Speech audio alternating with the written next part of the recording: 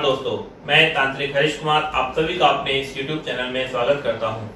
दोस्तों, अभी पितृपक्ष चल रहे हैं।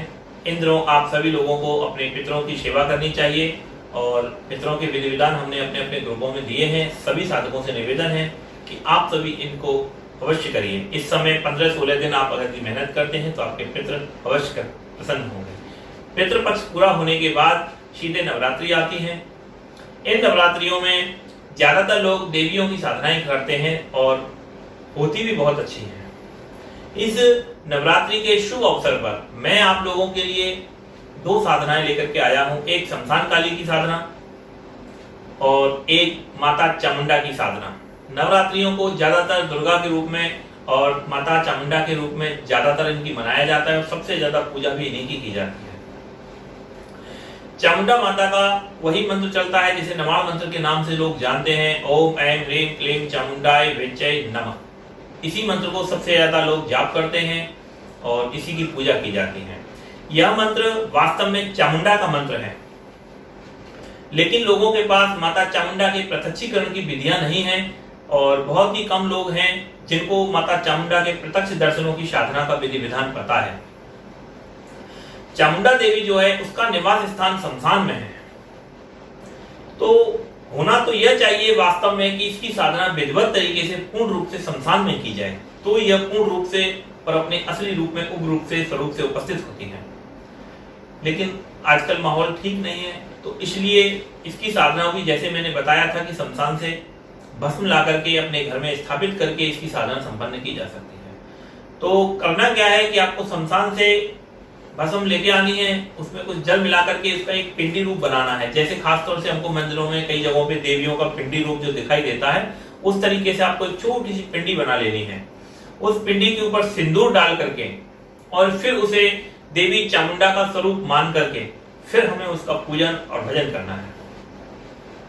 इस साधना में कुछ थोड़े डरावने अनुभव होते हैं, तो नए साधकों को यह साधना नहीं करनी चाहिए, क्योंकि यह माता चामुंडा की साधना है और उनके साथ कई सारे भूत प्रेत या कई अन्य इतर योनियां भी प्रत्यक्ष दर्शन देती हैं और प्रत्यक्ष शक्ति उपस्थित होती है। यह साधना उग्र रूप से अगर आप घर पर भी करते हैं तो भी यह पूरा तांडव मचाती है और भयंकर तरीके से आती है। क्योंकि यह चामुंडा है तो आप इसके स्वरूप की कल्पना भी नहीं कर सकते। इसका रूप इतना विकराल हो सकता है और थोड़ा डरावना हो सकता है। यह सौम्य रूप में नहीं आती है, सौम्य रूप में सिद्ध नहीं होती। इसके जाप करने में आपको एक चीज का विशेष ध्यान देना है। इसका जो जाप है वो उच्च स्वर से करना है, जैसे ओम ऐं ह्रीं क्लीं चामुंडाय विच्चै नमः। आपको ऐसे धीरे धीरे इसका मंत्र जाप नहीं करना कि इस तरीके से इसका धीरे धीरे जाप नहीं किया जाता। इसका जाप उच्च स्वर से गाना है कि अगर आप कमरे में वो साधना कर रहे हैं तो पूरे कमरे में वो मंत्र गूंजना चाहिए। अगर आप शमशान में इसका जाप कर रहे हैं खुले में वातावरण में, तो वहां पर ये पूरा एकदम गूंजना चाहिए मंत्र अच्छे तरीके से। इसकी विशेषता इसी मंत्र जाप में आती है।